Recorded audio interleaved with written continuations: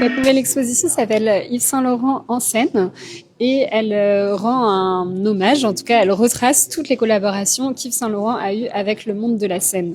En fait, on l'a divisé en 4 parties. La première partie qui est la jeunesse d'Yves Saint Laurent, parce qu'Yves Saint Laurent, il naît en 1936 à Oran et en 1950, il découvre une pièce de théâtre, L'École des femmes de Molière, dans la mise en scène de Louis Jouvet avec les décors et costumes de Christian Bérard. Ça a été une vraie révélation pour lui.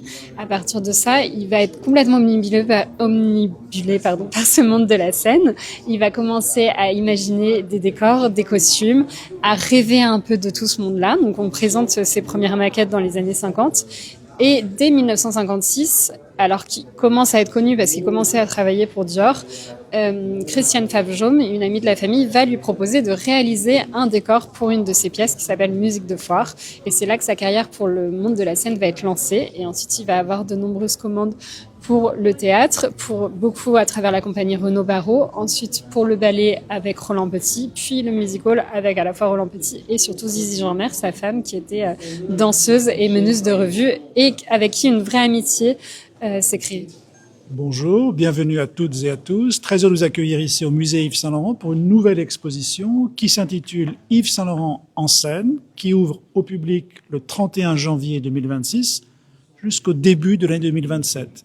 C'est la première fois depuis l'ouverture du musée en 2017 que nous présentons une exposition qui n'a pas à faire directement avec la mode et la couture, la haute couture ou le prêt-à-porter de Yves Saint Laurent, mais plutôt avec les relations de travail que Yves Saint Laurent entretenait avec ce qu'on appelle les arts de la scène, le théâtre, le ballet, le music-hall. Vous verrez une 150aine d'œuvres textiles, photographiques, graphiques, vidéographiques qui sont présentées et qui parlent de ce travail de décor et de costume d'un costumier, mais aussi d'un couturier, en l'occurrence Yves Saint Laurent. Cette expo elle est possible grâce à la collaboration avec la Fondation Pierre Berger Yves Saint Laurent à Paris, mais aussi avec la Bibliothèque nationale de France, avec la maison Jean Vilar qui est à Avignon, et avec une autre bibliothèque qui est un musée à Paris, qui est celui de l'Opéra de Paris. C'est grâce à ces relations avec d'autres institutions qu'on peut faire une exposition comme celle que vous avez visitée ou que vous visiterez bientôt, j'espère.